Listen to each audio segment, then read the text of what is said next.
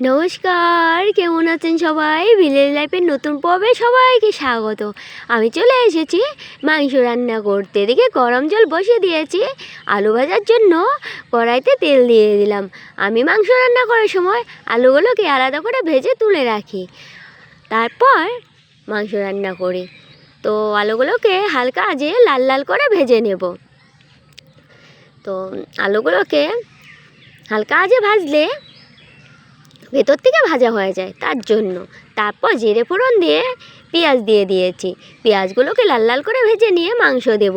মাংসগুলোকে আগেই মেখে রেখেছি, তো দিয়ে দিলাম মাংসগুলোকে। কিছুটা সময় ভেজে নেব। জানি না আজকাল মাংস রান্না করার সময় এত জল কেন বেরোয়। আগে এরকম হতো না, আমার ঠিক জানা নাই কেন এরকম হয়। তারপর দেখুন আস্তে আস্তে করে ভেজে নিচ্ছি মাংসগুলোকে। আমাদের বাড়িতে মাংস বেশি খাওয়া হয়, কারণ দাদা মাংস খেতে পছন্দ করে। আমার খুব একটা পছন্দ না, তবুও রান্না করে তো দিতেই হবে, তাই না? তাও একটু একটু খাওয়া হয়। তারপর রসুন বাটা দিয়ে দিয়েছি। মাখার সময় রসুন বাটা দিতে মনে ছিল না, তারপর বেটে নিয়ে দিয়ে দিলাম। তো রান্না করতে আমার খুব ভালোই লাগে। রান্না করতে আমি কখনো বোর হই না, যত রান্না করতে হোক। তো রান্না করার সময় আমার গ্যাসের এই জায়গাটিতে পাইপটিতে আগুন লেগে গেছিলো। তো পিছন দিকে বেরিয়েছে সাপ। আমি ভাবতে পারছিলাম না আমি আগুন নেভাবো না সাপ দেখে পালাবো। পালিয়ে গিয়ে আবার চলে এসে হাত দিয়ে পুরো চেপে ধরেছি এই পাইপটিকে। যা ভয় করছিল, তো আমি তো এরকম কখনো দেখিনি পাইপে আগুন লাগলে কি হয়। তো চেপে ধরে কোনো রকমভাবে নেভাতে পেরেছি।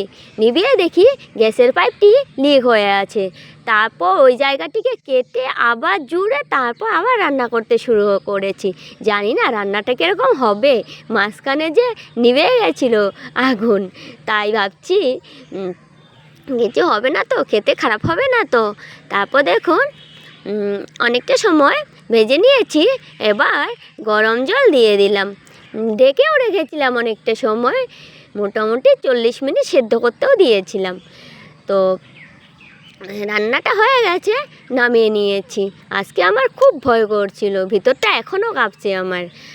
গ্যাসে আগুন লাগতে আমি কখনো দেখিনি, যে প্রথমবার হলো আমার সাথে এরকম।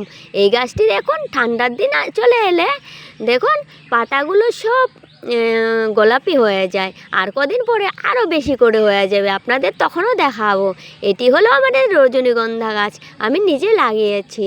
তো ফুলও ফুটেছিল, এদিকে গাঁদা ফুলও ফুটতে শুরু করেছে, কিন্তু সব ছোট ছোট সাইজের ফুল ফুটবে এবার আমার। তারপর যাই হোক, হয়েছে তো। এগুলো আমার গাছের গোলাপ, ওদেরকে না দেখালে আমার শান্তি লাগে না, খুব পছন্দ করি গোলাপগুলোকে আমি।